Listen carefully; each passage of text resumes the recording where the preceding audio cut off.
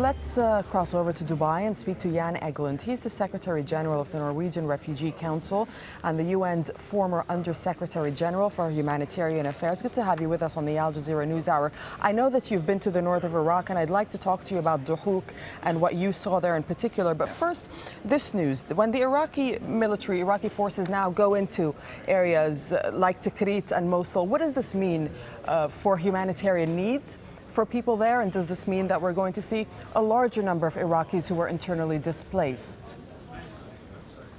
That could well be the consequence.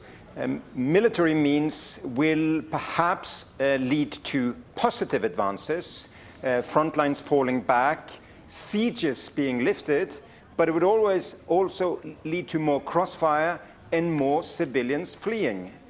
Iraq is a place now with 1.8 million internally displaced so far this year.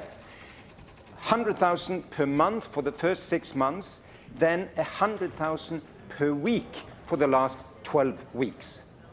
You were recently in Duhok, as I mentioned. You visited displaced families there. Astoundingly, from what I understand, that camp you went to was originally put in place for Syrian refugees who had gone to Iraq. I mean, who did you talk to? What did you see there? What is the situation?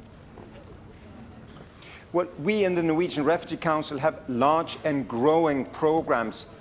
We had for the Syrian refugees, that's why we were in the place. And now we are receiving, together with humanitarian partners in the UN system, hundreds of thousands of internally displaced to Duhok and Erbil. In Duhok in particular, it was overwhelming to see that 500,000 people had fled from Sinjar mountain, Yazidis among them, but also enormous amount of people from Mosul. It is far beyond the needs, the means of the Kurdish local authorities. They need more help. We need to help them more. We need to build virtually 24 new towns in the form of refugee camps in the next few weeks, because now it's very warm, very hot. It's summer. The sun is a killer in those areas. But in 4 months from now on, it will be freezing cold. So what you're saying is that the humanitarian effort needs to be scaled up. By whom, and what happens if it's not?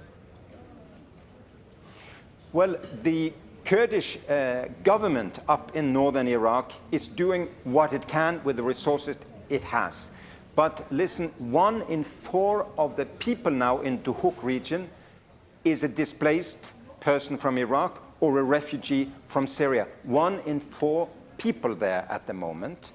So they are totally overwhelmed. 700 schools are filled with displaced people and refugees. There is no school for the children that are there normally. So the United Nations system and international humanitarian organizations like the Norwegian Refugee Council are coming with all the resources we have, but we lack funding.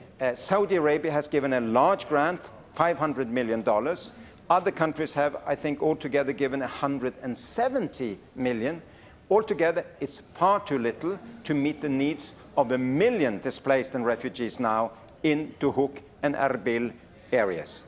Jan Egeland, we thank you very much for coming on the Al Jazeera News Hour. That's Jan speaking to us from Dubai. Thank you.